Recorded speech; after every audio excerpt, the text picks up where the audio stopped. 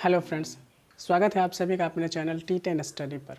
आज के क्लास में हम लोग डिस्कस करेंगे हीमोडायलिसिस के बारे में कि हीमोडायलिसिस है क्या। ठीक है, इससे पहले मैंने पिछला वीडियो में आप लोगों को उत्सर्जन तंत्र के बारे में बताया था, जिसमें मैंने मनुष्य में किस तरीके से उत्सर्जन होता है, उसमें कौन कौन से अंग भागीदारी लेते हैं, उन सभी के बारे में अच्छे से डिस्कस करा रखा है। यदि आपने उसे नहीं देखा है तो आप उसको देख लें, ताकि हम आज जो भी चीज़ पढ़ाएंगे इस क्लास में वो आपको ईजिली समझ में आए। देखिए, पिछले क्लास में मैंने कहा था उत्सर्जन का मतलब होता है कि हमारे शरीर में जितने भी उपापचय क्रिया के बाद हानिकारक पदार्थ बनते हैं, उनका शरीर से बाहर निष्कासन की प्रक्रिया को ही उत्सर्जन कहते हैं। अब बात आती है कि मान लीजिए कि किसी कारणवश किसी व्यक्ति का किडनी जो है वह काम करना बंद कर दे या क्षतिग्रस्त हो जाए तो क्या होगा। ठीक है, हमने अक्सर सुना होगा कि किसी व्यक्ति का किडनी फेल हो जाता है। ठीक है, फेल होने का मतलब है कि काम करना बंद कर देना। ठीक है, तो जो काम करना बंद कर देता है तब क्या होगा, तो देखिए किडनी अगर काम करना बंद कर दे, क्षतिग्रस्त हो जाए, तो उनके शरीर में जितने भी उत्सर्जी पदार्थ बनते हैं उनका फिल्ट्रेशन नहीं हो पाएगा, क्योंकि हमारे शरीर में ब्लड के माध्यम से सारी चीज़ें सर्कुलेट होती हैं और ब्लड को फिल्ट्रेट करने का काम, शुद्ध करने का काम किडनी करता है। अब किडनी ही खराब हो जाए तो क्या हमारे शरीर में जितने भी नाइट्रोजनी पदार्थ बनते हैं, अपशिष्ट पदार्थ बनते हैं, उसका फिल्ट्रेशन हो पाएगा? नहीं हो पाएगा। तो उस समय क्या होगा, अगर किडनी खराब है तो उस व्यक्ति की मृत्यु हो सकती है, लेकिन अगर एक खराब है तो दूसरे से काम चलेगा, लेकिन दोनों खराब हो जाए तो क्या होगा, उसकी मृत्यु हो सकती है। लेकिन कुछ ऐसे भी तकनीक है जिसके माध्यम से क्या किया जाता है कि अगर दोनों किडनी काम करना बंद कर दे या क्षतिग्रस्त हो जाए तो उस स्थिति में हम लोग हीमोडायलिसिस का प्रयोग करते हैं। ठीक है, हीमोडायलिसिस क्या है? देखिए, हीमोडायलिसिस को हिंदी में अपोहन के नाम से जाना जाता है, ये याद रखिएगा। कभी कभार इंग्लिश एग्ज़ाम में पूछ देता है, अगर हीमोडायलिसिस ना रहे तो अपोहन वर्ड यूज कर लिया जाएगा। तो हीमोडायलिसिस क्या है? हीमोडायलिसिस एक कृत्रिम तरीका है जिससे क्या किया जाता है, रक्त को शुद्ध करने का काम किया जाता है। अब हम लोग इस वीडियो में जनरली डिस्कस करेंगे कि हीमोडायलिसिस जब हम लोग कराने जाते हैं या कोई भी मरीज कराने जाता है तो वह वर्क कैसे करता है, काम कैसे करता है, और हीमोडायलिसिस में जो और सारे कंपोनेंट होते हैं उसका स्ट्रक्चर क्या है। तो चलिए स्टार्ट करते हैं सेशन को। और यदि आप चैनल पर फर्स्ट टाइम आ रहे हैं तो सब्सक्राइब जरूर कर लीजिएगा, ताकि हम जो भी वीडियो अपलोड करेंगे उसका नोटिफिकेशन आपको मिल जाएगा। देखिए, ये जो टॉपिक है इम्पोर्टेंट है, इससे रिलेटेड आपका जितने भी आप कम्पिटिटिव एग्जाम दे रहे हो उसमें भी क्वेश्चंस पूछे जाते हैं, या आप बोर्ड का एग्जाम दे रहे हो उसमें भी क्वेश्चन पूछे जाते हैं। तो चलिए स्टार्ट करते हैं। देखिए, मैंने यहाँ पर एक हाथ का सिंबल बनाया है, हाथ का एक पिक बनाया है, जिसमें ये जो मोटी नली है जिसको मैंने ब्लू कलर से इंडिकेट किया है वो है आपका धमनी। ठीक है, और ये जो पतला नली है उसको हमने इंडिकेट किया है सीरा से। आपने जब पढ़ा होगा ट्रांसपोर्ट चैप्टर तो उसमें मैंने बताया था जो धमनी है वह किस प्रकार के ब्लड का सर्कुलेशन कराता है। तो धमनी जो है वह प्योर ब्लड का सर्कुलेशन कराता है, ऑक्सीजनेटेड ब्लड का, और सीरा जो है यह इम्प्योर ब्लड का यानी कि डीऑक्सीजनेटेड ब्लड को क्या करता है, सर्कुलेट कराने का काम करता है। अब देखिए, हम जब भी डायलिसिस कराने जाते हैं तो डायलिसिस कराने के लिए एक यंत्र का यूज किया जाता है जो ये है। इसमें क्या होता है, इस यंत्र में जनरली क्या होता है, एक टंकी होता है। ये आपको एक टंकी नज़र आ रहा होगा। इस टंकी को किस नाम से जानते हैं?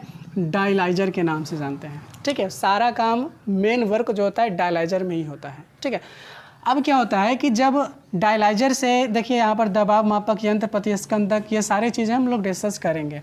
अब धमनी में क्या किया जाता है, इस डायलाइजर से जो नली निकलती है उसको चुभो दिया जाता है ताकि ब्लड धमनी के माध्यम से इस डायलाइजर में भेजा जाए। ठीक है, अब जैसे ही इसको धमनी में चुभोया जाएगा तो यहाँ से ब्लड निकल करके आएगा, लेकिन जब ब्लड इस नली में आता है तो ब्लड का जो टेम्परेचर होता है उसको क्या कर दिया जाता है, कम कर दिया जाता है 0 डिग्री सेल्सियस तक।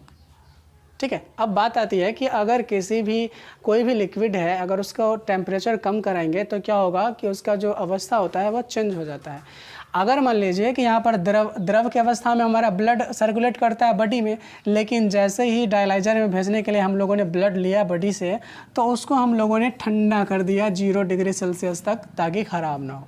अब 0 डिग्री सेल्सियस पर आएगा तो क्या होगा कि इसकी अवस्था बदल जाएगी, यानी कि सॉलिड स्टेट में आ जाएगा। अब सॉलिड स्टेट में आएगा तो क्या इसका परिवहन होगा, एक जगह से दूसरे जगह तक जाएगा?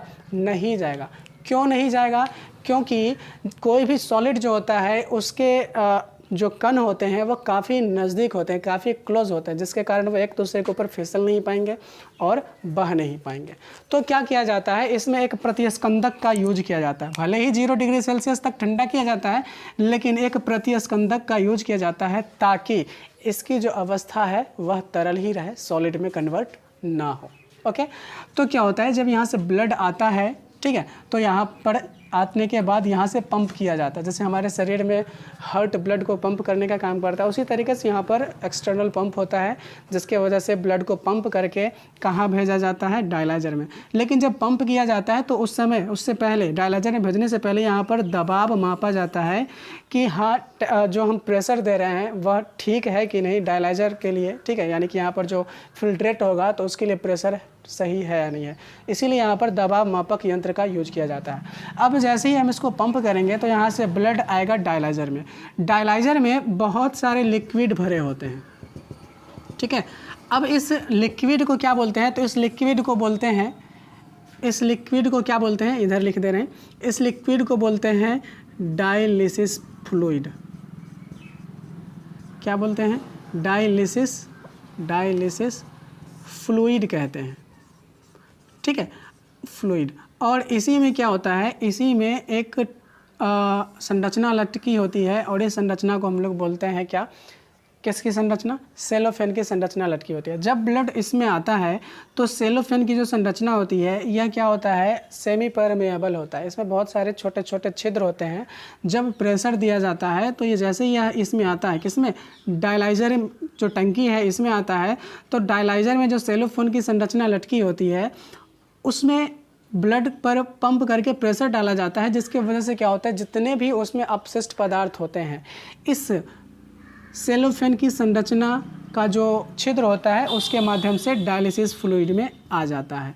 और जैसे ही अशुद्धि डायलिसिस फ्लूइड में आ गई तो इस सेलोफेन में बचा सिर्फ शुद्ध रक्त, फिर शुद्ध रक्त, फिर क्या होगा, ये आगे सर्कुलेट होगा और फिर से सीरा के माध्यम से शरीर में ट्रांसफ़र कर दिया जाता है, ठीक है। उम्मीद करते हैं कि ये समझ में आ गया होगा। एक बार रिकॉल कर लेते हैं। होता क्या है कि जब भी हम लोग डायलिसिस कराने के लिए जाते हैं, अपहरण कराने के लिए जाते हैं, तो एक मशीन का यूज किया जाता है और उस मशीन को क्या बोलते हैं, डायलिसिस मशीन बोलते हैं, ठीक है। डायलिसिस मशीन में क्या होता है, एक टंकी होती है जिसको क्या बोलते हैं, डायलाइजर बोलते हैं। टंकी में बहुत सारा लिक्विड भरा होता है और इस लिक्विड को डायलिसिस फ्लूइड के नाम से जानते हैं, ठीक है। और इसी डायलिसिस फ्लूइड में एक सेलोफेन नामक संरचना लटकी होती है, ठीक है, जो क्या होता है, अर्धपारगम्य होता है। जब भी ब्लड धमनी के माध्यम से आता है तो यहाँ पर पंप किया जाता है। पंप करने के बाद क्या होता है, ये कहाँ आता है, डायलिसिस फ्लूइड में आता है, डायलाइजर में आता है और जिसके बाद यहाँ पर से अशुद्धि छन करके डायलिसिस फ्लूइड में चला जाता है और ब्लड प्योर हो जाता है। और प्योर होने के बाद फिर से यहाँ से क्या होता है, इसके माध्यम से पंप कर दिया जाता है। यहाँ पर एक और स्ट्रक्चर होता है पंप का, ठीक है, यहाँ से इसको पंप कर दिया जाता है और ये फिर से शरीर के सभी अंगों में ट्रांसफ़र हो जाता है। ओके, तो उम्मीद करते हैं कि ये पॉइंट आप लोगों को क्लियर हो गया होगा। एग्ज़ाम में पूछे जाते हैं, 5 नंबर वाले में ये क्वेश्चन पूछा जाता है अक्सर, ठीक है, तो इसको आप लोग अच्छे से देख लीजिएगा। तो उम्मीद करते हैं कि सारा पॉइंट समझ में आ गया होगा। तो वीडियो देखने के लिए बहुत बहुत धन्यवाद।